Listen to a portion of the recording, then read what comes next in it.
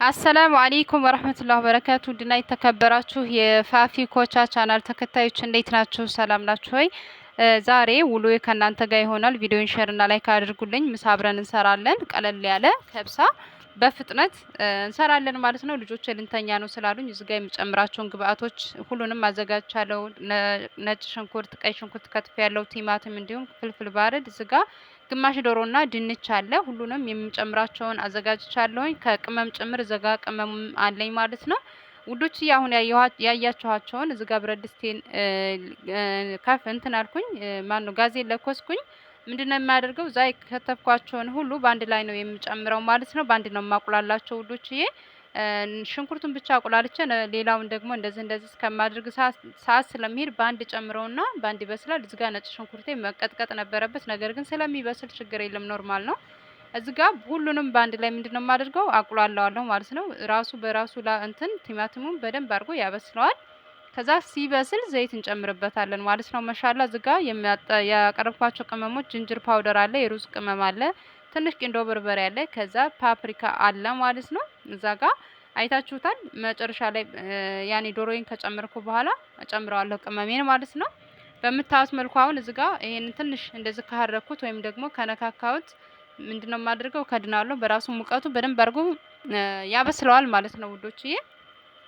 እስኪ አበረታቱኝ፣ ሁላችሁም ሸር አድርጉልኝ፣ ላይክ አድርጉልኝ፣ አይከፈልበትም።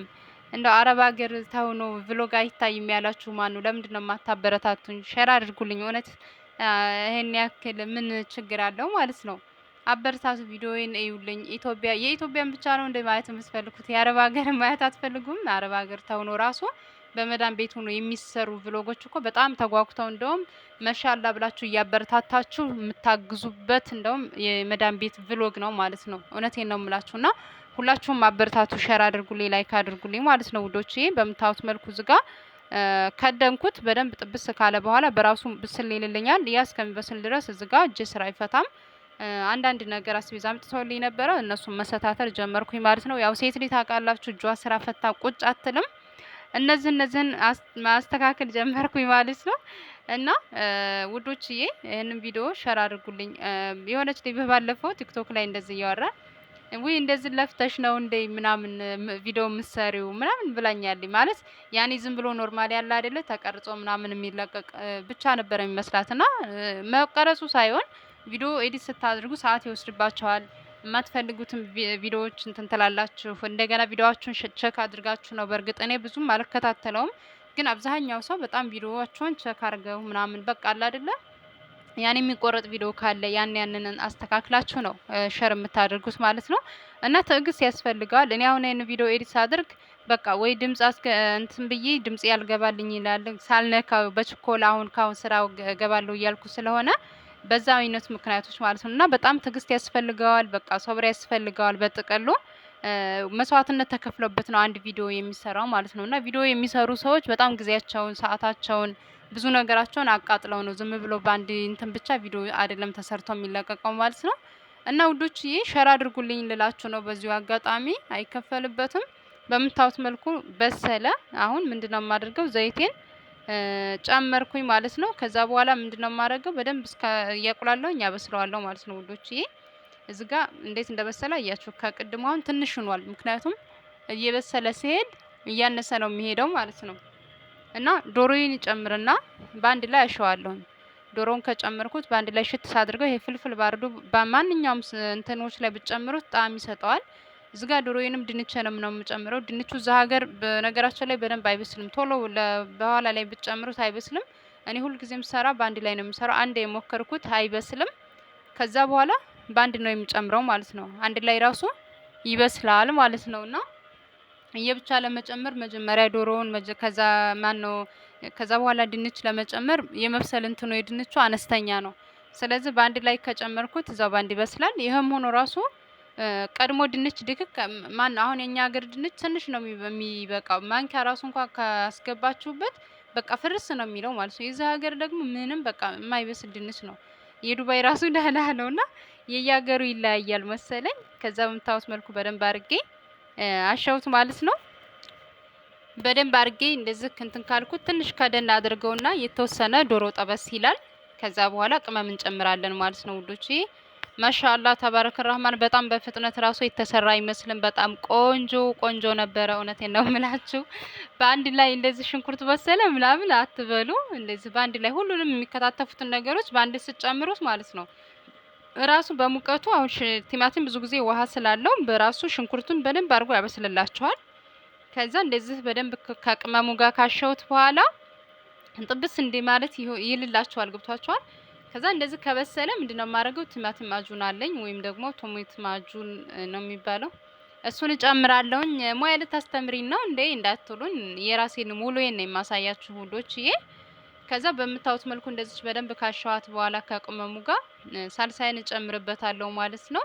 እና ትንሽ እርጎ ብትጨምሩበት እንደዚህ አይነት ቁሊት ለሩዝ ስትሰሩ ትንሽ እርጎ ብትጨምሩበት ማለት ነው ጣዕም ይሰጠዋል። በጣም ጣዕም ይሰጠዋል ብዬ ነው ተስፋ የማደርገው ማለት ነው። እኔ ትንሽ ጨምሬበታለሁ፣ ያው ከካሜራ ጀርባ ስለሆነ ነው እንጂ ጨምሬበታለሁ። በጣም ቆንጆ ነው። እዚህ ካሜራ ላይ ላታው ትችላላችሁ ማለት ነው። እና ብትሞክሩት አሪፍ ነው ልላችሁ ነው በዚሁ አጋጣሚ። ከዛ እዚህ ጋር ሳልሳይን ጨመርኩኝ። ውሃ ጨምሬ አንድ ካርቶኗ ላይ ሳትቀር ራሱ አለቅልቄ ነው የጨመርኳት ማለት ነው። ለምን ሀራም ካርቶኑ ላይ ይቀራል ብዬ። ያው ታውቃላችሁ ይሄ ካርቶን ማጁን ውስጥ ነው የሚቀመጠው ማለት ነው። ከዛ በምታዩት መልኩ በደንብ አድርጌ ማሸት ጀመርኩኝ ማለት ነው። ማሻአላ ተባረከ ረህማን። ቀይ ወጥ ነው እየመሰለ ያለው ማለት ነው። የሩዝ ራሱ አይመስልማ ውዶችዬ፣ በርበሬ ያለው ይመስላል። ማሻአላ በምታዩት መልኩ በደንብ አድርጌ አገለባብጠዋለሁኝ። አሁን እዚህ ጋር ትንሽ ከደን አድርጌው የተወሰነ ትንሽ እንትን ካለ በኋላ ምንድነው የምጨምረው? ውሃ ጨምርበታለሁ። ማሻአላ ቀይ ወጥ አይመስልም ውዶቼ? አሁን እዚህ ጋር እንደምታው ከደን አድርጌው ነበረ። በምታውት መልኩን በደንብ ያኔ እንትን ብሏል፣ ጥብስ ብሏል ዶሮ። አሁን ውሃ በቦይለር አፍልቻለሁ ማለት ነው። የቦይለሬን ውሃ ለሩዜ የሚበቃኝን ያክል ያኔ ድንቹንና ዶሮውን አብስሎ ከዛ ሩዜንም የሚያብስልልኝ ወይም ለከብሰ የሚሆነኝን ውሃ ያክል በሩዜ ልክ አድርጋለሁኝ። እኔ ብረት ድስቴን መጠን ስለማቃት እስከሚበቃኝ ድረስ አደርጋለሁኝ ማለት ነው። እና እናንተም እንደዚህ እያደረጋችሁ ስሩ፣ ሞክሩ እላችኋለሁኝ። አንዳንድ ጊዜ ብሎጋዬን ውሎዬን ስሰራ ማለት ነው ይሆናል አይደለም ጎበዝ እሆናለሁ። ምክንያቱም የሆነ ራሴን አላዳምጥም። በእርግጥ እንደዚህ እየተሰራ ራሴን አላዳምጥም ማለት አይደለም፣ ግን የሆነ ቢዚ ትሆናላችሁ። ገብቷችኋል? እና በእንደዚህ አይነት ሂደት ስሩ ልላችሁ ነው። እኛ ስልክ መያዝ የማንችል እንዳትሉኝ። ልጅ ያለበት ቤት ራሱ አሪፍ ነው። እዚጋ ውዶችዬ እርጎ በእንትን ልሰራ የምጨምራቸውን ግብአቶች እያሳየኋችሁ ነበረ። የጨመርኩት ናና አለ፣ ጫው አለ፣ ከዛ ነጭ ሽንኩርት እንዲሁም ደግሞ ኪያር፣ ከዛ ምንድነው በቃ እነዚህን ነው የጨመርኩት እና ፍልፍል አስወድ እሱ ትንሽ ነው የጨመርኩት፣ ሌላ አልጨመርኩበትም። ከዛ በደንብ እንደዚህ አዋህደዋለሁኝ። በጣም ቆንጆ ነው። በነገራችን ላይ እኔ ራሱ በጣም እወደዋለሁ። ትንሽ ጨጓራዬ ነጭ ሽንኩርት ስለሚገባ ይነካኛል እንጂ ከዛ በተረፈ በጣም ቆንጆ ነው። ሞክሩት፣ እየሰራችሁ ሞክሩት። አሪፍ ነው የምለው። ከዛ በምታዩት መልኩ በደንብ አድርጌ የእርጎ ይሄ እንዳይጓጉል በደንብ እስከሚሄድ ድረስ እንደዛ አቀላቅየዋለሁኝ። ማሻአላ ተባረክ ረህማን። በጣም ቆንጆ ነው። ዱባይ እየነበርኩኝ ነበር እንደዛ አይነት ነገር የምሰራው።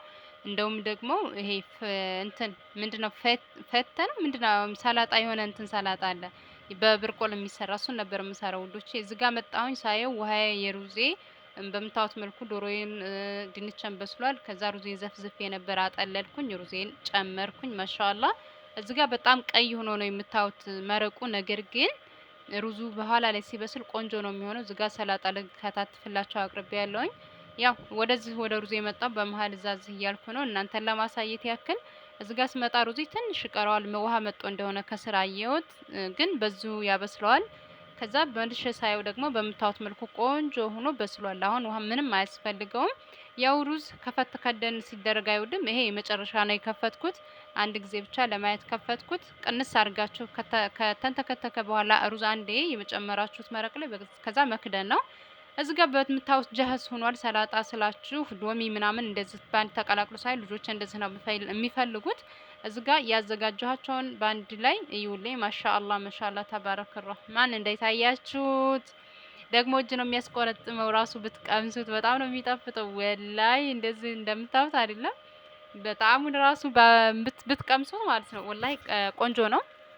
እኔ ብዙም ጊዜ አሁን እንደዚህ ሩዝ ዚነት እህቴ ስትሰራ ነው በጣም የሚጣፍጠኝ። ሩዝ ሰርቼ ምናምን መብላት ብዙም አይጥመኝም፣ ለምን እንደሆነ አላውቅም። ነጭ ሩዝ ራሱ ቀቅዬም አይጥመኝም፣ ግን እህቴ ሰራ በላለሁ ማለት ነው። ከዛ ጨራርስን አበላው ልጆችን እቃዬን አጥቤ ወደ መኝታ ክፍሌ ወይም ወደ ራሴ ክፍል ስመጣ ትዝ ሲለኝ ለካ ማሽን ውስጥ ልብስ ማስገባት አለብኝ። ላርፍ ነበረ። ከዛ ሳየው ማአት ልብስ ነው። ከዛ ይሄንን ማሽን ውስጥ አስገባውኝ ማለት ነው ውዶችዬ። ያው ላርፍ ነበረ ታውቃላችሁ፣ እኛ አረፍን ስንል ሌላው ይተካልናል። ከዛ ምንም አማራጭ የለኝም፣ የሚታጠበው ልብስ በአንድ ላይ ማሽኔ ውስጥ አስገባውኝ ማለት ነው። ይሄንን ያው አውቶማቲካል እንትኑ ስላል አይደለም ማሽኑ፣ ይሄ በእጅ የምታግዙ ስለሆነ እሱን አወጣጣው። ሱጋ ደግሞ ልብሴን ሸዋሬን ወሰድኩኝ፣ ቀያየርኩኝ፣ ፏ አልኩኝ። ከዛ ዝጋ የማይቀረውን የከዳማ ምንድን ነበር የሚባለው ቫዝሊን፣ የሰራተኛ ቫዝሊን እና ክሬሞችን እንደዚህ ሰውነቴን ማሸት ጀመርኩኝ። ያው ስራ ስሰሩ ሰራተኛ ማለት በነገራችን ላይ እኔ እንደራሴ ዝቅተኛ አላየውም። ሰራተኛ ማለት ያኔ ስራ የሚሰራ ሰው ማለት እንጂ ሌላ ነገር አይደለም። እኔ ሰራተኛ አንሽ ሰራተኛ ለምን ታያለሽ ለሚሉ ሰዎች በጣም አዝንላቸዋለሁኝ። ምክንያቱም ሁላችንም ሰራተኛ ነን ሰርተን እስከኖርን ድረስ ማለት ነው። እና ከዳማ ማለት ነው የሚካድም ማለት ነው። ገብቷችኋል? ሌላ ነገር ምንም የተለወጠ ነገር የለም። እዚህ ጋር ፏልኩኝ እንደምታዩት ሽቶዬን ምናምን ለእናንተም ትንሽ እንዲሸታችሁ ብዬ ከዛ በምታዩት መልኩ ሙርታ ሁኜ ጨራርሻለሁ። ማሻአላህ የዛሬው ውሎዬ በዚህ መልኩ ነበረ ውዶች። እናንተስ ጋር ማሻአላህ ተባረክ ረህማን። በቃ ካሁን በኋላ ማንም ቢጠራኝ አልሰማም ብያለሁ። ሰላም አለይኩም ወራህመቱላሂ ወበረካቱ።